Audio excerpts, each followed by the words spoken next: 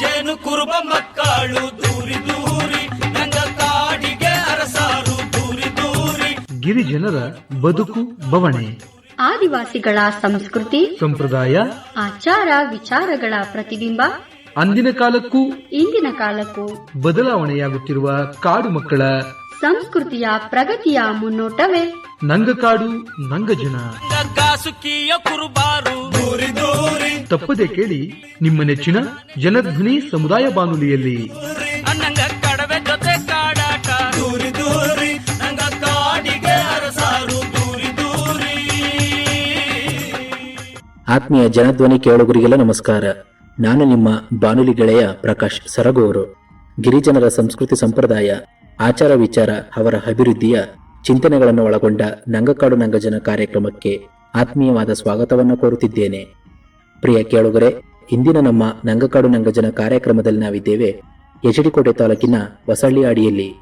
ಇಂದಿನ ಈ ಕಾರ್ಯಕ್ರಮದಲ್ಲಿ ಈ ಹೊಸಳ್ಳಿ ಆಡಿಯ ಕುರಿತು ಹಾಗೂ ಗಿರಿಜನರ ಕುರಿತು, ಇವರ ಸಂಸ್ಕೃತಿ ಸಂಪ್ರದಾಯ ಹಾಗೂ ಆಡಿಯ ಪ್ರಸ್ತುತ ಸ್ಥಿತಿಗತಿ ಮತ್ತು ಅಭಿವೃದ್ಧಿಯ ಕುರಿತು ಮಾಹಿತಿಯನ್ನ ಹಂಚಿಕೊಳ್ಳಲು ಇಂದು ನಮ್ಮೊಂದಿಗಿದ್ದಾರೆ ಎಚಡಿಕೋಟೆ ತಾಲೂಕಿನ ಹೊಸಳ್ಳಿ ಆಡಿಯ ನಿವಾಸಿಗರಾದ ಶ್ರೀಯುತ ಮಾದೇವರವರು. ಬನ್ನಿಯಾಗಿದ್ದರೆ ಅವರನ್ನ ಕಾರ್ಯಕ್ರಮಕ್ಕೆ ಸ್ವಾಗತಿಸುತ್ತಾ ಈ ಹೊಸಳ್ಳಿ ಆಡಿಯ ಕುರಿತು ಒಂದಿಷ್ಟು ಮಾಹಿತಿ ಮತ್ತು ವಿಚಾರವನ್ನ ಅವರ ಮೂಲಕನೇ ತಿಳಿದು ಬರೋಣ. ಮಾದೇವರೇ, ಮೊದಲಿಗೆ ಕಾರ್ಯಕ್ರಮಕ್ಕೆ ಆತ್ಮೀಯವಾದ ಸ್ವಾಗತವನ್ನ ಕೋರ್ತಿದ್ದೀನಿ. ನಮಸ್ಕಾರ. ಮೊದಲಿಗೆ ನಿಮ್ಮೊಂದು ಕಿರುಪರಿಚಯವನ್ನ ನಮಗೆ ನಮ್ಮ ಕೇಳುಗರಿಗೆ ಮಾಡಿಕೊಡೋದಾದ್ರೆ. ನಾನು ಹೊಸಳ್ಳಿಯಿಂದ ಮಾತಾಡೋದು, ಮಾದೇವ ಅಂತ. ಹಾಗೆಯೇ ಮೊದಲಿಗೆ ಬಹಳ ಸಂತೋಷ, ನೀವು ನಮ್ಮೊಂದು ನಂಗಕಾಡು ನಂಗಜನ ಕಾರ್ಯಕ್ರಮದಲ್ಲಿ ಭಾಗವಹಿಸಿದ ಮುಖಾಂತರ ಈ ಒಂದು ಹೊಸಳ್ಳಿ ಆಡಿಯಲ್ಲಿ ಎಷ್ಟು ವರ್ಷಗಳಿಂದ ಜೀವನವನ್ನ ಮಾಡ್ಕೊಂಡು ಹೋಗ್ತಿದ್ದೀರಾ. ಹಾಗೆಯೇ ಏನಾದರೂ ಕಾಡಿನಲ್ಲಿ ಜೀವನ ಮಾಡ್ತಿದ್ರೆ ಆ ಕಾಡಿನ ಜೀವನದ ಬಗ್ಗೆ ಆಗಿರ್ಬೋದು, ಕಾಡಿನಲ್ಲಿ ಸೇವಿಸ್ತಕ್ಕಂಥ ತಮ್ಮದೇ ಆದ ವಿಶಿಷ್ಟವಾದ ಹಬ್ಬಗಳ ಬಗ್ಗೆ ಆಗಿರ್ಬೋದು, ಹಾಗೆಯೇ ಕಾಡಿನಲ್ಲಿ ಸೇವಿಸ್ತಕ್ಕಂಥ ವಿಶಿಷ್ಟವಾದ ಆಹಾರ ಪದಾರ್ಥಗಳ ಬಗ್ಗೆ ಆಗಿರ್ಬೋದು, ಆ ಒಂದಿಷ್ಟು ವಿಚಾರವನ್ನ ನಮ್ಮ ಕೇಳುಗರಿಗೆ ತಿಳಿಸ್ಕೊಡಲು ಈ ನಮ್ಮೊಂದು ನಂಗಕಾಡು ನಂಗಜನ ಕಾರ್ಯಕ್ರಮದಲ್ಲಿ ತಾವು ಭಾಗವಹಿಸ್ತಿದ್ದೀರಾ. ಮತ್ತೊಮ್ಮೆ ತಮಗೆ ಪ್ರೀತಿಪೂರ್ವಕ ಸ್ವಾಗತವನ್ನ ಕೋರೋದಕ್ಕೆ ಇಷ್ಟಪಡ್ತಿದ್ದೀನಿ.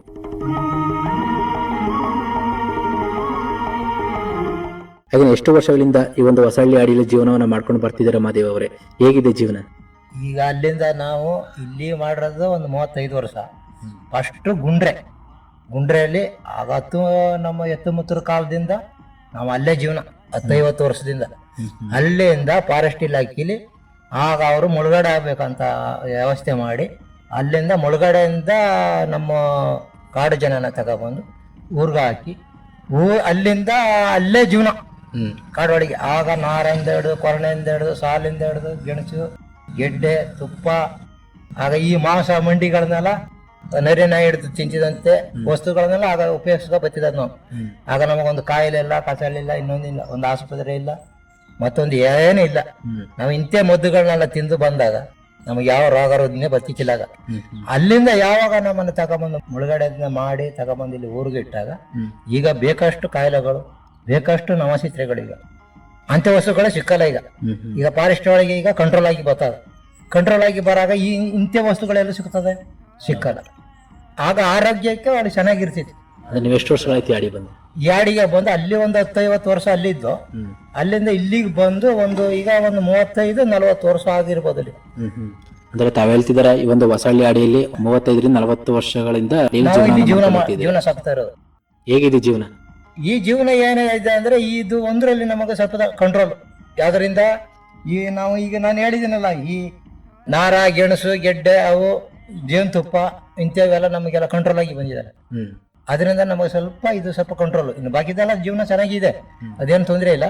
ಆದ್ರೆ ಇದರಿಂದ ನಮಗ ಸ್ವಲ್ಪ ಹೆಚ್ಚು ಕಮ್ಮಿ ಬರ್ತದೆ. ಅದರಲ್ಲಿ ಈಗ ಇಲ್ಲಿ ವಸ್ತುಗಳು ನಮಗೆ ಆರೋಗ್ಯ ಇಲ್ಲ, ಅದರಿಂದ ಪುನಃ ಒಂದು ಕಾಯಿಲೆ ಬರ್ತದೆ, ಪುನಃ ಆಸ್ಪತ್ರೆಗೆ ಹೋಗ್ಬೇಕು. ಅಲ್ಲಿ ತಗೋ ಚುಚ್ಚಿಗೆ ಬಂದಿರುವೆ ಆಗ ಅವನು ಸರಳಕ್ಕೆಲ್ಲ ಬೆಂಡು ಆಗ ಒಂದು ಕೆಲಸ ಮಾಡೋ ಸ್ಥಿತಿ ಬರಲ್ಲ. ಆಗ ಅಲ್ಲಿ ಆಗ ಇಲ್ಲ, ನಾವು ಎಂತ ಕೆಲಸ ಮಾಡಿದ್ರೆ ಆರೋಗ್ಯ ಚೆನ್ನಾಗಿರ್ತಿತ್ತು, ಅಷ್ಟೇ ಕೆಲಸ ಮಾಡ್ತಾ ಇದ್ದು, ಅಷ್ಟೇ ಜೀವನ ಪಡೀತದೆ. ಯಾವಾಗ ಗುದ್ಲಿ ಎಲ್ಕೋಟಲ್ಲಿ ಕೆತ್ತಿ ಬಿತ್ತನ ನಾರಗೆಣಸು ತಿಂದು ಶಕ್ತಿ, ಆಗ ಅದನ್ನ ಕೆತ್ತಿ ಬಿತ್ತಿ ಅದನ್ನ ಬೆಳೆದು ಅಲ್ಲಿ ಸೌತೆಕಾಯಿಂದ ಕುಂಬಳಕಾಯಿಂದ ಹಿಡಿದು ಪ್ರತಿಯೊಂದು ಹಾಕಿ ಚೆಂಡು ಮರಿಗೆ ಗುಡಿ ಹಾಕಿದ್ರಿಂದ ಬೆಳವಣಿಗೆ ಬೆಳೆದು ಅನ್ನೋ ಆರೋಗ್ಯ ಚೆನ್ನಾಗಿ ಮಾಡ್ತಾ ಇದ್ದ. ಈಗ ಆರೋಗ್ಯ ಇಲ್ಲ, ಈಗ ಎಲ್ಲ ಬರೀ ಈ ಗೊಬ್ಬರ ಗೋಡ್ ಹಾಕೋದ್ರಿಂದ ಯಾವ್ದು ಉಪಯೋಗ ಬರಲ್ಲ. ಅಂದ್ರೆ ತಾವ್ ಹೇಳ್ತಿದ್ರ ನಮ್ ಇಲ್ಲಿನ ಜೀವನಕ್ಕಿಂತ ಕಾಡಿನಲ್ಲಿ ಮಾಡ್ತಿದ್ದ ಜೀವನ ತುಂಬಾ ಚೆನ್ನಾಗಿತ್ತು ಅಂತ. ಹಾಗಿದ್ರೆ ಕಾಡಿನ ಇದ್ದಾಗಲ್ಲಿ ಇನ್ನೆಲ್ಲ ಯಾವೆಲ್ಲ ಆಹಾರ ಪದಾರ್ಥಗಳನ್ನ ಕಿತ್ಕೊಂಡು ಬರ್ತಾ ಇದ್ರಿ? ಕಾಡಿನಲ್ಲಿ ಅದೇ ಜೇನು, ಆಮೇಲೆ ಈ ಗೆಣಸು, ಕಾಡುಬಳೆಕಾಯಿ, ಇವೆಲ್ಲ ನಮಗೆಲ್ಲ ಆರೋಗ್ಯ. ಅದು ಅದನ್ನ ತಗೊಬಂದು ಈಗ ಅದನ್ನ ಬೇಯಿಸ ಕರಳೆ ಇವನ್ನೆಲ್ಲ ತಗೊಬಂದು ಅದನ್ನ ಬೇಯಿಸಿ ತಿಂದಾಗ ನಮಗೆ ಆರೋಗ್ಯ ಚೆನ್ನಾಗಿರ್ತೈತೆ. ಆ ಗೆಣಸು ಅಂದ್ರೆ ನಾರ, ಸಾಲು, ಕೊರಣೆ, ಮುಳ್ಳು ಗೆಣಸು, ಆಮೇಲೆ ನಾಟಿ ಗೆಣಸು, ಪುನಃ ಹಿಂದೆ ನರಿಗೆ ಗೆಣಸು ಅಂತ ಒಂದದ, ಅದು ಒಂದು ಅರಿಶಿನ ಕಲರ್. ಆ ಗೆಣಸು ಅಂತೇವೆಲ್ಲ ನಾವು ತಿಂದು ಉಪಯೋಗಿಸಿ ಬಂದ್ರೆ ನಮಗೊಂದು ಆರೋಗ್ಯ ಚೆನ್ನಾಗಿರುತ್ತೆ. ತಂಪು. ಅಂದ್ರೆ ತಾವೇಳ್ತಿದ್ರೆ ನಾವು ಕಾಡಲ್ಲಿ ಹಲವಾರು ರೀತಿಯ ಆಹಾರ ಪದಾರ್ಥಗಳನ್ನ ಕಿತ್ಕೊಂಡು ಸೇವನೆ ಮಾಡ್ತಿದ್ದೋ, ಅದಕ್ಕೆ ಯಾವ ರೀತಿಯ ರಾಸಾಯನಿಕ ಗೊಬ್ಬರವನ್ನ ಸೇರಿಸ್ತಾ ಇರ್ಲಿಲ್ಲ.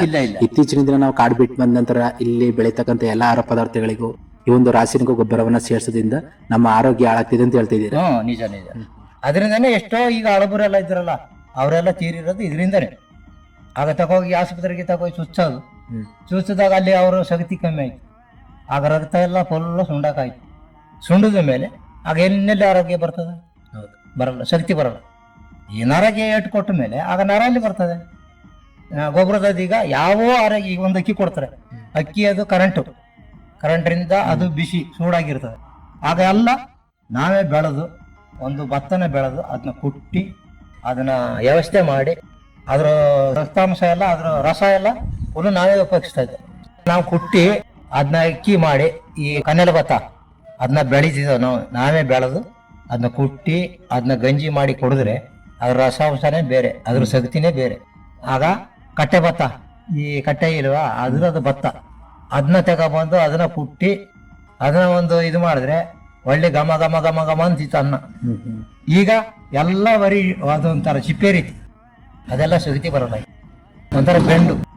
ಈಗ ತಿಂದ್ರೆ ಏನು ಫಲ, ಬರೀ ಒಟ್ಟು ತಿಂದಾಗ. ಈಗ ಆಗ ನಾವು ಕೆತ್ತಿ ಬಿತ್ತಿ ರಾಗಿ ಕಲ್ಲಲ್ಲಿ ಬೇಯಿಸಿ ಅದನ್ನ ಮುದ್ದೆ ಮಾಡಿ ತಿಂದ್ರೆ ಅದ್ರ ರಸನೇ ಬೇರೆ.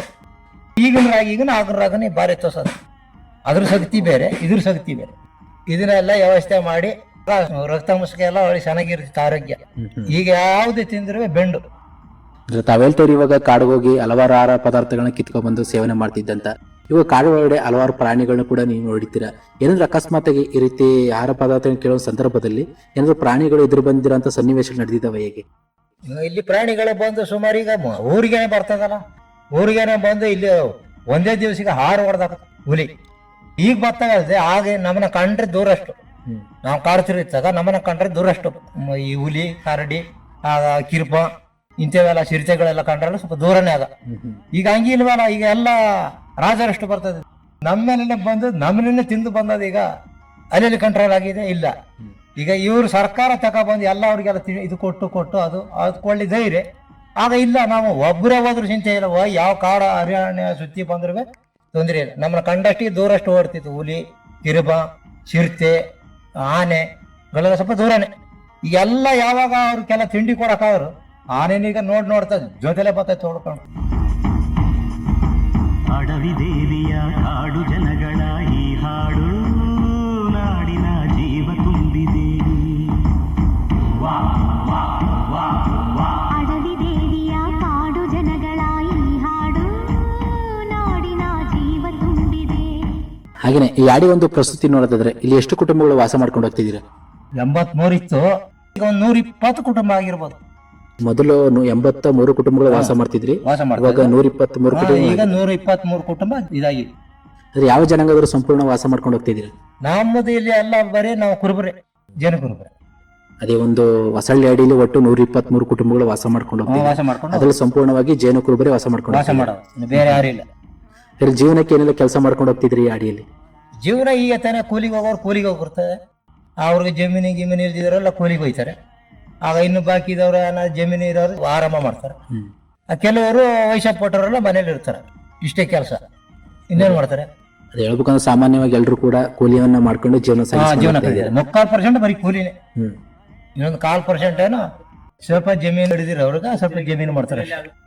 ಆಗ ಎಲ್ಲ ಅದು ನಾ ಹೇಳಿಲ್ವಾ, ಗುದ್ದಲಿ ಅಗದು ರಾಗಿ ಬಿತ್ತನ ಇವೆಲ್ಲ ಮಾಡಿ ಜೀವನ ಸಾಕ್ತದೆ. ಅದ್ರ ಆರೋಗ್ಯನೇ ಬೇರೆ, ಈಗಿನ ಆರೋಗ್ಯನೇ ಬೇರೆ, ತುಂಬಾ ಬದಲಾವಣೆ ಆಗಿದೆ ಅಂತ. ಬದಲಾವಣೆ ಈಗ ಆಗಿದೆ.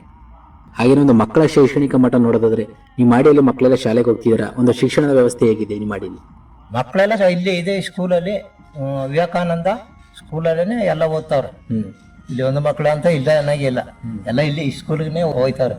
ಹಾಸ್ಟೆಲ್ಗೆ ಹೋಗಿದ್ದಾರೆ, ಇಲ್ಲಿಂದ ಮನೆಯಿಂದಾನೇ ಹೋಗ್ತಾರೆ. ಈ ಕೆಲಸ ಇಲ್ಲಿ ನಡೀತಾ ಇದೆ. ಆದ್ರೆ ಸ್ಕೂಲ್ ಚೆನ್ನಾಗಿದೆ, ಓದಿಸ್ತಾವ್ರೆ, ಪಾಠ ಗೀಟ ಎಲ್ಲ, ಮಾಸ್ಟರ್ಗಳದ್ದೇನು ತೊಂದರೆ ಇಲ್ಲ, ಎಲ್ಲ ಕಂಟ್ರೋಲ್ ಒಳಗೆ ಹುಡುಗರನ್ನೆಲ್ಲ ಕಂಟ್ರೋಲ್ ಮಾಡ್ಕೊಂಡದೆ ಓದಿಸ್ತಾವೆ, ಏನು ಆ ಕಡೆ ಈ ಕಡೆ ಏನಿಲ್ಲ. ಯಾವ್ದಾದ್ರು ಒಂದು ಸರ್ಕಾರಿ ಹುದ್ದೆ ಸೇರ್ಕೊಂಡಿದ್ರೆ ನೀವು ಮಾಡಿಲಿ ಮಕ್ಕಳೆಲ್ಲ ಯಾರು ಇಲ್ಲಿ ಸರ್ಕಾರದಲ್ಲಿ ಅಂತವ್ರು ಯಾರಿಲ್ಲಪ್ಪ. ಸರ್ಕಾರಕ್ಕೆ ಹೋಗಿ ಸೇರಿ ಒಂದು ವ್ಯವಸ್ಥೆ ಮಾಡೋದು. ಮೊದಲು ಒಂದ್ ಸ್ವಲ್ಪ ಜನ ಸೇರಿದ್ರು ಈ ಫಾರೆಸ್ಟ್ ಇಲಾಖೆ ಒಳಗೆ ಎಲ್ಲ, ಅವರೆಲ್ಲ ಹೋಯ್ತಿದ್ದಾಗೆ ಈಗ ನಮ್ಮ ಜನ ಹೋದ್ರೆ ಮುಂದಕ್ಕೆ ಹೋಗಕ್ಕೆ ಬಿಡಲ್ಲ. ಮುಂದಕ್ಕೆ ಹೋಗಿ ಒಂದು ವಾಸರಿ ಕೆಲಸನೋ ಇನ್ನೊಂದು ಕೆಲಸನೋ ಮಾಡಕ್ ಹೋಯ್ತಿದ್ರು, ಅವ್ರ ಮುಂದಕ್ಕೆ ಹೋಗಕ್ಕೆ ಬಿಡಲ್ಲ. ಪುನಃ ಇತ್ತಿಗೆ ತಳ್ಳದಲ್ದೆ ಮುಂದಕ್ಕೆ ದಾರಿ ಕೊಡಲ್ಲ. ಅಲ್ಲಿ ಹೆಂಗ್ ಹೋಗಿ ಮಾಡೋದಾಗ ಅದೆಲ್ಲ ಕಷ್ಟ. ಹಾಗೇನೆ ಒಂದ್ ಕಡೆ ನೋಡೋದಾದ್ರೆ ಮಕ್ಕಳಿಗೆ ಶಿಕ್ಷಣವನ್ನು ಕೊಡಿಸ್ಬೇಕು ಅಂತಂದ್ರೆ ಆಡಿಗಳಲ್ಲಿ ಬಹಳ ಮುಖ್ಯವಾಗಿ ತಂದೆ ತಾಯಿಗಳ ಪಾತ್ರ ಮುಖ್ಯವಾಗಿರುತ್ತೆ. ಅಂದ್ರೆ ಮಕ್ಕಳನ್ನ ಒಂದು ಜವಾಬ್ದಾರಿಗೆ ತಗೊಂಡು ಮಕ್ಕಳಿಗೆ ಸರಿಯಾದ ಒಂದು ಶಿಕ್ಷಣವನ್ನು ಕೊಡಿಸ್ತಿದ್ರೆ ಹೇಗೆ? ಅದು ಕೊಡಿಸಿದ್ರೆ ಇನ್ನು ಒಳ್ಳೆ ಕೆಲಸ. ಮಕ್ಕಳನ್ನ ತಗೋಗಿ ನಾವು ಒಂದು ಅವ್ರ ವಿದ್ಯಾಭ್ಯಾಸ ಕಲಿದು ಅವರು ಅನ್ನಕ್ಕಿರೋದನ್ನೇ ಅವ್ರು ದಾರಿ ಮಾರ್ಗ ಮಾಡಕ್ ಹೋದ್ರೆ ಇನ್ನೂ ಅನುಕೂಲ. ಅವರಿಂದ ನಾನು ಓದಕ್ಕಾಗಲ್ಲ, ನಾನು ಇದಕ್ಕೆ ಹತ್ತೀನಿ ಅಂತ ಹೇಳಿದ್ರೆ ನೀನು ಕೂಲಿ ಮಾಡ್ಕೊ ತಿನ್ಬೋದು. ಅದೇ ಬುದ್ಧಿ ಹುಡುಕಿ ಅವ್ರು ಓದವ್ರು ಏನು ಮಾಡ್ಬೇಕಾದ್ರೆ ಅವ್ರ ತಲೆ ಒಳಗೇನೆ ಬುದ್ಧಿ ಹುಡುಕಿ ನನ್ನ ಕಾಲ ಮೇಲೆ ನಾನೇ ನಿಂತ್ಕೋಬೇಕು ಅನ್ನಂತೆ ರೂಟಲ್ಲಿ ಪಾಡೋದು. ಮುಂದಕ್ಕೆ ನಾನು ಓದ್ತೀನಿ ಅಂತ ಹೇಳಿದಾಗ ಅವ್ರನ್ನ ಓದ್ಸಾಕಿರೋದು ಜವಾಬ್ದಾರಿ ತಂದೆ ತಾಯಿಗಳದ್ದು. ಅವ್ರು ಓದಿಲ್ಲ, ಅವ್ರು ಆಗಲ್ಲ ಅಂತ ಹೇಳಿದ್ಮೇಲೆ ಅವ್ರು ಇನ್ನು ತಂದೆ ತಾಯಿಗಳು ಏನ್ ಮಾಡಕೈತೆ, ಏನೋ ನೋಡಕ್ಕಾಗಲ್ಲ. ಈಗ ಅವ್ರು ಹುಡುಗರಿಂದ ಬರ್ಬೇಕದು, ನಾನು ಹೋಗಿ ಒಂದು ವಿದ್ಯಾಭ್ಯಾಸ ಆಗಿವ್ನಿ, ನಾಳೆ ಇವತ್ತು ನಮಗೆ ಓದಿಸ್ತಕ್ಕತೆ ನಾನೊಂದು ಸರ್ಕಾರದಲ್ಲಿ ಒಂದು ಸಂಸ್ಥೆಯಲ್ಲಿ ಆಗಲಿ ಬೇರೆ ಕಡೆ ಆಗಲಿ ಓದಿ ಇದನ್ನ ನಾನು ಒಂದು 10 ರೂಪಾಯಿ ಸಂಬಳ ತಗೋಬೇಕು, ತಕೊಂಡು ನಮ್ಮ ಜೀವನನ ನಾವು ಮುಂದೆ ನಾವು ಸಾಧಿಸ್ಕೋಬೇಕು ಅನ್ನೋದು ಮಾಡ್ಕೊ ಹೋದ್ರೆ ಇಲ್ಲಿ ಓದಿಸಿರೋರ್ಗು ಒಂದು ಬೆಲೆ ಉಳಿತದೆ. ಆಗ ಇಲ್ಲಿ ಒಂದು ಸಂಸ್ಥೆ ನಡ್ಸ್ಕೋಗೋರು ಒಂದು ಬೆಲೆ ಉಳಿಸಿರ್ತಾರೆ, ಅವ್ರನ್ನ ತಗೋಗಿ ಓದಿಸಿ ಮಾಸ್ಟರ್ಗಳಿಗೂ ಒಂದು ಬೆಲೆ ಇರ್ತದೆ, ಎಲ್ಲ ಒಂದು ಗೌರವ ಸಿಗ್ತದೆ.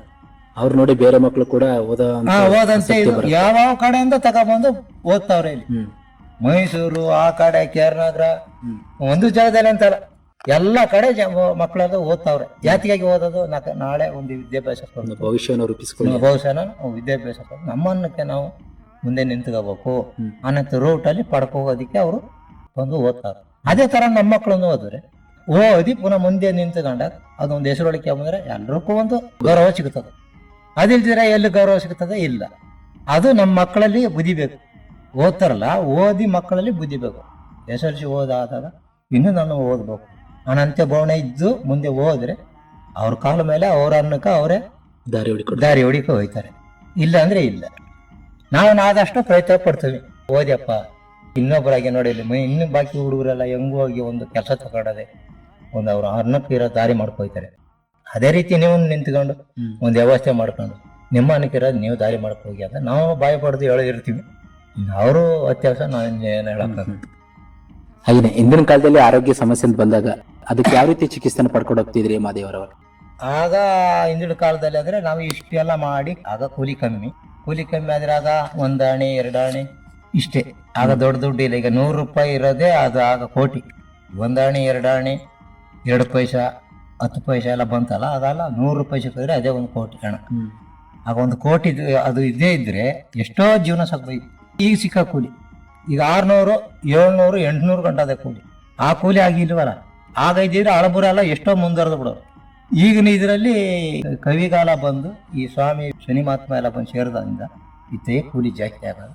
ನಮಗೊಂದು ಅನುಕೂಲ ಆಗಿ ಸಿಕ್ಕದೆ. ಈಗ ಈಗಿನವ್ರಿಗ ಅದನ್ನ ಬುದ್ಧಿ ಹುಡುಕ ಹೋದ್ರೆ ಇದು ಧರ್ಮ ಸಿಗ್ತದೆ. ಆಗ ಅಲ್ಲಿಂದ ಬಂದು ಇಲ್ಲಿ 35 ವರ್ಷ ಆಗದೆ ಅಲ್ಲಿಂದ ಬಂದು ಈ ಕಾಡೊಳಗೆ ಒಂದೇ ಒಂದು ಮನೆ ಇದ್ದದ್ದು ನಾವು. ಆಗ ನಮನ ಮಾಡ್ರಂತೆ ಆನೆಗಳು ಮಸೀತಿ ಮಾಡಿರೋದು ನಾವು ಎಷ್ಟೋ ಬಂದು ಹೇಳಿದ್ರು, ಇಲ್ಲಿ ಬೇಡ ಇರೋದು ಬೇಡ, ನೀವು ಊರಿಗೆ ಬಂದು ಬಿಡಿ ಅಂತ ಎಲ್ಲ ಹೇಳಿದ್ರು. ಆಗ ನಾನು ಹೇಳಿದೆ, ನಾವು ಊರಿಗೆ ಬರಕಲ್ಲಿ ಬಂದು ಕುಂತಿಲ್ಲ, ಇಲ್ಲಿ ನಮ್ಮ ದೇವರು ಇದ್ರೆ ನಮ್ಮನ್ನ ಸಾಕ್ತಿದ್ರೆ ಅವನು ತಿಂದುಕೊಂಡ್ರೆ ಇದರಿಂದ ಅಲ್ದ್ರೆ 4 ಊರಾಗಬೇಕು. ಅಂದ್ರೆ ಈ ಮನೆಯನ್ನ ಅವತ್ತು ಊರೇ ಕೂಗಬಾರ್ದು, ಸರ್ಕಾರಕ್ಕೂ ಲೆಕ್ಕ ಸಿಕ್ಕಬಾರದು, ದೇವಲೋಕಕ್ಕೂ ಲೆಕ್ಕ ಸಿಕ್ಕಬಾರದು. ಅಲ್ಲಿಂದ ನಾನು ಇಲ್ಲಿಂದ ಬಿಟ್ಟು ಎಲ್ಲಿಗೂ ದಾಟಲ್ಲ. ಆನೆ ಬಂದು ಇವತ್ತು ತೀರಕ್ಕೆ ಇರ್ಬೇಕಾದ್ರೆ ಈ ಮಠ ಮಾಡಿಬಿಟ್ರೆ ನಾನು ದಾಟೋದಿಲ್ಲ ಅಂತ ಚರ್ಚೆ ಮಾಡಿ ತೀರ್ಮಾನ ನಾವು ಅಪ್ಪ ಮಕ್ಕಳು ತೀರ್ಮಾನ ತಗೊಂಡವ್ರು. ತೀರ್ಮಾನ ತಗೊಂಡು ನಮ್ಮ ಕಡೆ ಅವರು ರೈತರು ಎಲ್ಲ ಬಂದು ಹೇಳಿ ಗಾಡಿ ತಗೊಬತ್ತೀನಿ, ಬನ್ನಿ ನೀವು ಹೋಗಿ ಅಲ್ಲಿ ಊರ್ ಕಡೆ ಇದ್ ಕಡೆ ನಿಮ್ಮನ್ನ ಏನೇನೋ ಮಾಡಿ ಬಂದ ಕೊಡ್ತೀನಿ. ಆಗಲ್ಲ, ಇದ್ರನಾದ್ರೆ 4 ಊರು ಆಗ್ಬೇಕು. ಆದ್ರೆ ನಾನು ಇಲ್ಲಿ ಆಳ ಹುಡ್ಬೇಕು ಅನ್ನೋಂಥ ರೀತಿಯಲ್ಲಿ ನಾವು ಈ ರೂಟಲ್ಲಿ ದೇವರೊಳಗೆ ಹೊಂಟೋದು. ನಮ್ಮ ಮನೆ ದೇವರೊಳಗೆ ನಾವು ಈ ಕೆಲಸಕ್ಕೆ ಹೋಗೋದು. ಈ ಕೆಲಸಕ್ಕೆ ಹೋದಾಗ ಹಿಂದೆ ಮಾಡ್ತಾ ಆನೆಗಿನೆಲ್ಲ ಬರಾಗ ಹಿಂದೆ ಇವ್ರು ಬಂದು ಇದೇ ಸಂಸ್ಥೆಯವರು RBC ಅವರು ಅವ್ರು ಬಂದಿಲ್ಲಿ ಅವ್ರು ಬಂದು ಕೇಳಿ ನಾನು ಕೆಲ್ಸಕೊಂಡೋಗಿದೆ ನಮ್ಮ ತಂದೆಯವರಿಗೆಲ್ಲ ಹೇಳಿ ಮಾಡಿ ಬಂದು ನಮ್ಮ ಜಮೀನಲ್ಲಿ 3 ಎಕರೆ ಅಲ್ಲಿ ಬಂದು ವ್ಯವಸ್ಥೆ ಮಾಡಿ ಮಕ್ಕಳನ್ನ ನಾನು ಸ್ಕೂಲ್ ಓದಿಸ್ತೀನಿ. ಏನು ದುಡ್ಡು ಗೆಡ್ಡೆಯನ್ನು ಕೊಟ್ಟಿಲ್ಲ, ಅವ್ರು ಇಲ್ಲಿವರೆಗೂ ಕೊಟ್ಟಿಲ್ಲ, ಅವರು ನಾನು ಇವತ್ತವರೆಗೆ ಕೇಳಿಲ್ಲ. ದಿನ ಮಾಡ್ತೀವಿ ಅಂತ ಹೇಳಿ ಅಲ್ಲಿ ಬಂದು ವ್ಯವಸ್ಥೆ ಮಾಡ್ಕೊಂಡು ಎಲ್ಲ ವ್ಯವಹಾರ ಮಾಡ್ಕೊಂಡಿದ್ದರು. ಇದ್ದಾಗ ಆಗ ಈ ಮನೆಗೆಲ್ಲ ಬಂದು ಕಿತ್ತು ಮಾಡಿ ಎಲ್ಲ ಆನೆ ಎಲ್ಲ ಪರಿಸ್ಥಿತಿ ಮಾಡ್ತಲ್ಲ, ಆಗ ಬಂದು ಅವರೇ ನಿಂತು ಫೋಟೋ ಗಿಟ್ಟೆಲ್ಲ ಹೊಡೆದು ಎಲ್ಲೆಲ್ಲ ಕಡೆ ಎಲ್ಲ ಕಳಿಸಿದ್ರು. ಸರ್ಗೂರಲ್ಲೂ ಅದ ಆಸ್ಪತ್ರೆ ಒಳಗೇನೆ ಅದ ಈ ಫೋಟೋಗಳು ಇಲ್ಲಿ ಆಗಿರೋಂಥ ಕಥೆ. ಆವತ್ತಿನ ಕಾಲದಲ್ಲಿ ಆಗಿರೋದು ಇದ್ದ ಸ್ಪೀಡಲ್ಲಿ ಯಾವ್ದಾರ ಒಂದು ಕಷಾಯ ಮಾಡಿ ಕುಡಿಬೇಕಾದ್ರೆ ಯಾವುದೋ ಒಂದು ಬೇರೆ ಗೀರು ತಗೊಬಂದು ಅದನ್ನು ಒಂದು ಕಷಾಯ ಮಾಡಿ ಕುಡಿಸಿದ್ರು. ಅದರಲ್ಲಿ ಒಳ್ಳೆದಾಗುತ್ತಿತ್ತು. ಆದರೆ ಯಾವ್ದಾರ ಒಂದು ಮನೆಯೊಳಗೆ ಯಾವ್ದಾರ ಒಂದು ತೊಂದರೆ ಆದರೆ ಒಂದು ಸೆಕೆ ಶಿವರಾದರೆ ಅದನ್ನ ಹಳಬರಿದ್ರಲ್ಲ ಅವ್ರು ಇಂಥದ್ದು ಹೋಗಿ ಒಂದು ಸೆಕೆ ತಗೊಬಂದು ಅದನ್ನ ಒಂದು ಮೈ ಕೈಗೆಲ್ಲ ಬೆಳ್ಳುಳ್ಳಿ ಮೆಣಸು ಎಲ್ಲ ಹಾಕಿ ಅದನ್ನ ಉಜ್ಜಿ ಅಂತ ಹೇಳಿದ್ರೆ ಅದನ್ನ ತಗೊಂಬಂದು ಉಜ್ಜಿದ್ರೆ ಅದು ಕ್ಲಿಯರ್ ಆಯ್ತು. ಇವಾಗಲೂ ಮುಂದುವರಿಸ್ಕೊಂಡು ಹೋಗ್ತಿದ್ರೆ ಕಷಾಯ? ಈಗನೂ ಮಧ್ಯೆ ದೇವ್ರ ಬಗ್ಗೆಯಿಂದ ನಾವು ಸ್ವಲ್ಪ ಮುಂದುವರಿಸ್ಕೊಂಡು ಆಗ ಬುಂಡೆ ಕಾರ್ದು ಅದೆಲ್ಲ ವ್ಯವಸ್ಥೆ ಮಾಡ್ಕೊ ಹೋಗ್ತೀವಿ ಅಷ್ಟೇ. ಈಗನೂ ಅದನ್ನ ಮರ್ತಿಲ್ಲ ನಾವು ಅದನ್ನು. ಈಗ ದೇವ್ರನ್ನ ನಾವು ಯಾವ್ದನ್ನ ಕಷ್ಟ ಬಂತಾದ್ರೆ ಆಗ ಒಂದು ಒಬ್ಬ ಮುಂದೆ ಇರ್ತಾರಲ್ಲ ನಮ್ಮ ಚಿಕ್ಕಪ್ಪನ ದೊಡ್ಡಪ್ಪನ ಒಬ್ಬ ಮುಂದಾಳಾಗಿರ್ತಾರಲ್ಲ ಅವ್ರು ತಾವು ಹೋಗಿ ದೇವ್ರ ಕಾರಿಸಿ ನೈಟ್ ಟೈಮ್ ದೇವ್ರ ಕಾರಿಸಿ ಆಗ ದೇವ್ರನ್ನ ಕೇಳಿ ಇದೇನಾಯ್ತು, ಯಾವ ಕಡೆಯಿಂದ ಬಂತು ಬಿಕ್ಕಿ, ಯಾವ ಕಡೆಯಿಂದ ಜರ ಸಳಿ ಬಂತು, ಯಾವ್ದ್ರಿಂದ ಕಷ್ಟ ಬಂತು ಅಂತ ಕೇಳಿರ್ತೀವಿ. ಆಗ ಅಲ್ಲಿ ದೇವ್ರೊಳಗೆ ಸ್ವಲ್ಪ ಮಿಸ್ಟೇಕ್ ಆದ್ರೆ ಅವ್ರಿಗೆ ಮಾತಾಕಿ ಆಗ ನಾಳೆ ನೋಡೋಣ ಏನೋ ಒಳ್ಳೇದಾಯ್ತು ಅಂದ್ರೆ ಆ ದೇವ್ರು ಹೇಳ್ದಾಗೆ ನಾವು ನಡ್ಕೊಂಡು ಈಗನೂ ಹೋಗ್ತಾ ಇರ್ತೀವಿ. ಹಾಗಿದ್ರೆ ಈ ಆಡಿಯಲ್ಲಿ ಯಾವೆಲ್ಲ ಹಬ್ಬಗಳು ಮಾಡ್ಕೊಂಡು ಹೋಗ್ತಿದ್ದೀರಾ? ಜೊತೆಗೆ ಏನಾದ್ರು ಕಾಡಿನಲ್ಲಿ ಹಬ್ಬಗಳು ಮಾಡ್ತಿದ್ರೆ ಹಬ್ಬಗಳ ಬಗ್ಗೆ ತಿಳಿಸ್ಕೊಡೋದಾದ್ರೆ? ಹಬ್ಬ ಏನಾದ್ರೆ ಫಸ್ಟ್ ಗೌರಿ, ಶ್ರವಣ, ವಾಣ ಒಂದು ಇಲ್ಲ, ಶ್ರವಣ, ಬಿಸು, ಉಗಾದಿ ಇವೆಲ್ಲ ನಾವು ಯುಗಾದಿಯೇ ದೊಡ್ಡ ಹಬ್ಬ. ಫಸ್ಟ್ ಗೌರಿಯಿಂದ ಶ್ರವಣ ಅದು ಇದು, ಆಮೇಲೆ ಕಾರ್ತಿಗೆ ಇವೆಲ್ಲ ಬಂದಾಗ ಇವೆಲ್ಲ ಮಾಡ್ಲೇಬೇಕು. ಅವ್ರ ಪದ್ಧತಿಲಿ ಬಂದಂತೆ ಅವ್ರು ಮಾಡ್ಬೇಕು. ಯುಗಾದಿ ದೊಡ್ಡ ಹಬ್ಬ, ಯಾವ ಕಡೆ ಆದ್ರೂ ಯುಗಾದಿನೇ ಮುಖ್ಯ, ದೊಡ್ಡ ಹಬ್ಬ. ಕಾಡಿನಲ್ಲಿನೇ ಇದೇ ಹಬ್ಬನೇ. ಅಲ್ಲಿನೂ ಇದು ಗೌರಿ ಬಂದಾಗನೇ ಕುಂಬಳಕಾಯಿ ಮುರಿದು ಗೌರಿಗ ಈ ಕುಂಬಳ ಎಲ್ಲ ಬಿತ್ತನೆ ಹಾಕಿದಿರಲ್ಲ, ಆ ಬಿತ್ತನೆ ಮುರಿದಾಗ ಕುಂಬಳಕಾಯಿ ಮುರಿದು ಆ ಸೊಪ್ಪು ಮುರಿದು ಅದನ್ನ ತಗೋಗಿ ದೇವ್ರಿಗೆ ಒಂದು ಎಡೆ ಹಿಡಿದು ಆಗ ಒಂದು ಹಬ್ಬ ಗೌರಿ ಹಬ್ಬ. ಶ್ರವಣ ಬಂದಾಗ ಶ್ರವಣಕ್ಕೆ ಇರೋದು ಸೇರಿದವರು ಶ್ರವಣದ ಹಬ್ಬ ಮಾಡ್ತಾರೆ. ದೇವ್ರುಗಳಿಗೆ ಎಡೆ ಹಿಡಿದು ಆಮೇಲೆ ದೇವ್ರಿಗೆ ಒಂದು ಪೂಜೆ ಪುರಸ್ಕಾರ ಮಾಡ್ಬೇಕಾದ್ರೆ ಒಂದು ಹೊಸ ಮಡಿಕೆ ತಗೊಬಂದು ಹೊಸ ನೀರು ತಗೊಬಂದು ಎಲ್ಲ ರೆಡಿ ಮಾಡಿ ಆಗ ಅವರು ನಮ್ಮ ಯಜಮಾನರು ಒಂದು ತೇರು ತಾಕಿ ಕೊಟ್ಟಾಗ ಆ ಮಡಿಕೆ ತಗೋಗಿ ನಾವು ತಗೋಗಿ ಮನೇಲಿ ಅಡಿಗೆ ಮಾಡಿ ಆಗ ನಮ್ಮ ದೇವ್ರುಗಳಿಗೆ ಒಂದು ಎಡೆ ಹಿಡಿ ಹಬ್ಬದಲ್ಲಿ. ಯಾವ ಹಬ್ಬದಲ್ಲಿ ಇದೇ ಥರ ಮಾಡೋದು. ಹಬ್ಬಕ್ಕೆ ಮಡಿಕೆ ಆಗ್ಬೇಕು, ಹೊಸ ತೇರು ನೀರು ತರ್ಬೇಕು ದೇವ್ರಿಗೆ. ಕೋಲಾಟ ಹೊಡಿತೀವಿ, ಕೋಲು ಮಾತ್ರ ಯುಗಾದಿ ಹಬ್ಬಕ್ಕೆ ಕೋಲು ಹೊಡಿತೀವಿ.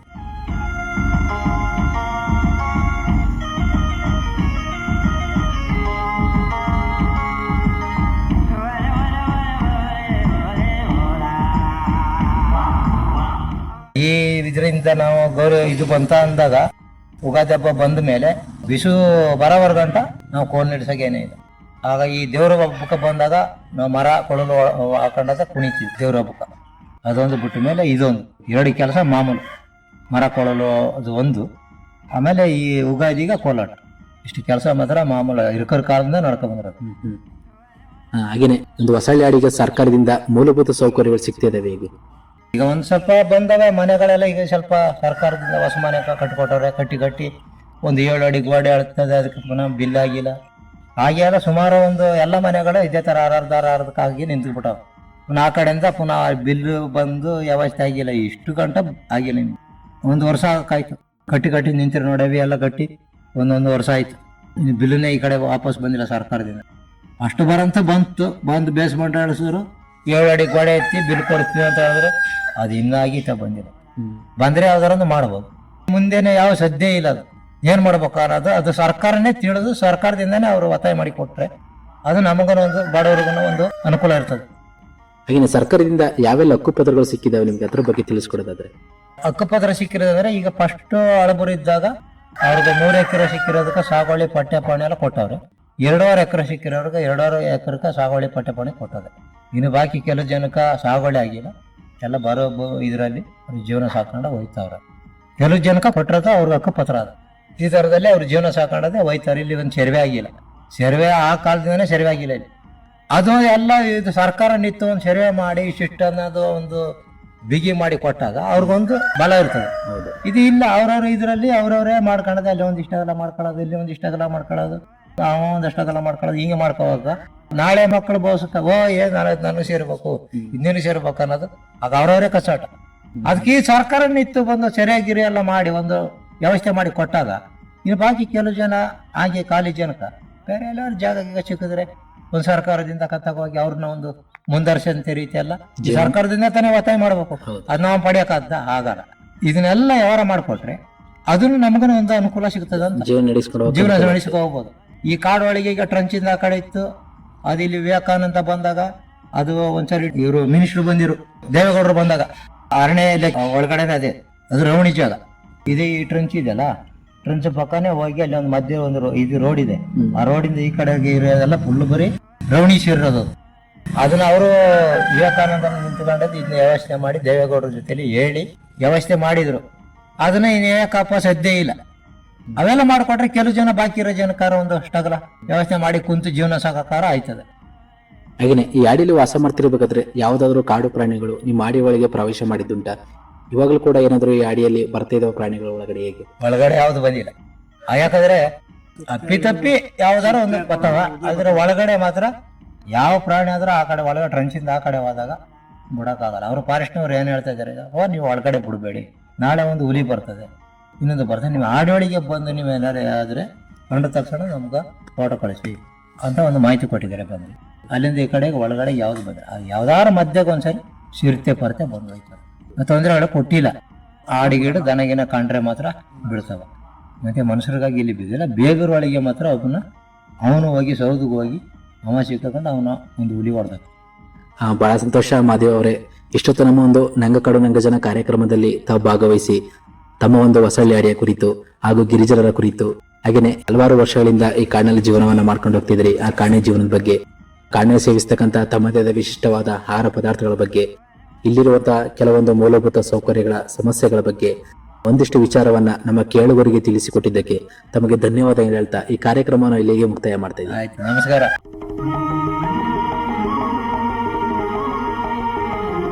ಪ್ರಿಯ ಕೇಳುಗರೆ, ಕೇಳ್ತಿದ್ರಿ ಇಷ್ಟೊತ್ತು ನಂಗಕಾಡು ನಂಗಜನ ಕಾರ್ಯಕ್ರಮದಲ್ಲಿ ಭಾಗವಹಿಸಿ ನಮ್ಮ ಜೊತೆ ಮಾತನಾಡಿದವರು ಎಚ್.ಡಿ. ಕೋಟೆ ತಾಲೂಕಿನ ಹೊಸಳ್ಳಿ ಆಡಿಯ ನಿವಾಸಿಗರಾದ ಶ್ರೀಯುತ ಮಾದೇವರವರು. ಇದಾಗಿತ್ತು ಇವತ್ತಿನ ನಮ್ಮ ನಂಗಕಾಡು ನಂಗಜನ ಕಾರ್ಯಕ್ರಮ. ಹಾಗೂ ಮತ್ತೊಂದು ನಂಗಕಾಡು ನಂಗಜನ ಕಾರ್ಯಕ್ರಮದಲ್ಲಿ ಮತ್ತೊಂದು ಆಡಿಯ ಜೊತೆ ಭೇಟಿಯಾಗ್ತೀನಿ. ಅಲ್ಲಿಯವರೆಗೆ ಕೇಳ್ತೇರಿ ಜನಧ್ವನಿ.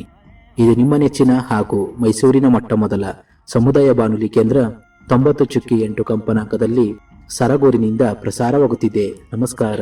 ನಂಗ ಜೇನು ಕುರುಬ ಮಕ್ಕಳು ದೂರಿ ದೂರಿ, ನಂಗ ಕಾಡಿಗೆ ಅರಸಾರು ದೂರಿ ದೂರಿ. ಗಿರಿಜನರ ಬದುಕು ಬವಣೆ, ಆದಿವಾಸಿಗಳ ಸಂಸ್ಕೃತಿ ಸಂಪ್ರದಾಯ, ಆಚಾರ ವಿಚಾರಗಳ ಪ್ರತಿಬಿಂಬ, ಅಂದಿನ ಕಾಲಕ್ಕೂ ಇಂದಿನ ಕಾಲಕ್ಕೂ ಬದಲಾವಣೆಯಾಗುತ್ತಿರುವ ಕಾಡು ಮಕ್ಕಳ ಸಂಸ್ಕೃತಿಯ ಪ್ರಗತಿಯ ಮುನ್ನೋಟವೇ ನಂಗಕಾಡು ನಂಗಜನ. ನಂಗ ಕಾಸುಕಿಯ ಕುರುಬಾರು ದೂರಿ ದೂರಿ, ತಪ್ಪದೆ ಕೇಳಿ ನಿಮ್ಮ ನೆಚ್ಚಿನ ಜನಧ್ವನಿ ಸಮುದಾಯ ಬಾನುಲಿಯಲ್ಲಿ. ಅನ್ನ